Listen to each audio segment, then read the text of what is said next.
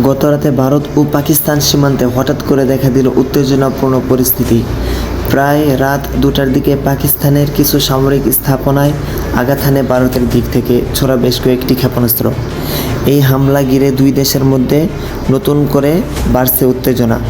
সূত্রে জানা যায়, ভারতের তরফ থেকে ছোড়া ক্ষেপণাস্ত্রগুলো পাকিস্তানের আজাদ কাশ্মীরের অঞ্চলে অবস্থিত একটি গোপন সামরিক ঘাঁটির দিকে লক্ষ্য করে ছোড়া হয়।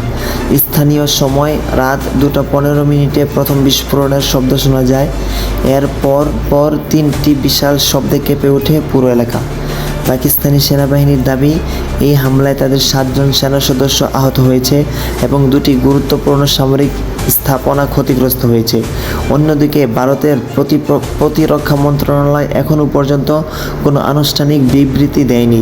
তবে কিছু অভ্যন্তরীণ সূত্র বলছে, এই হামলা ছিল পাকিস্তানের পক্ষ থেকে সাম্প্রতিক অনুপ্রবেশের জবাব।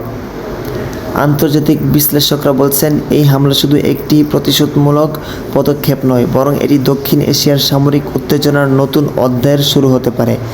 জাতিসংঘ এবার অন্যান্য আন্তর্জাতিক সংস্থাগুলো দুই দেশের সংযম দেখানোর আহ্বান জানিয়েছে। এদিকে সীমান্তবর্তী গ্রামগুলোতে আতঙ্ক বিরাজ করছে। সাধারণ মানুষের বাড়িঘর ছেড়ে নিরাপদ আশ্রয়ে চলে যাচ্ছেন।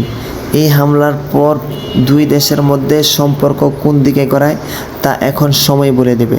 এখন সবার চোখ দিল্লি ও ইসলামাবাদের প্রতিক্রিয়ার দিকে।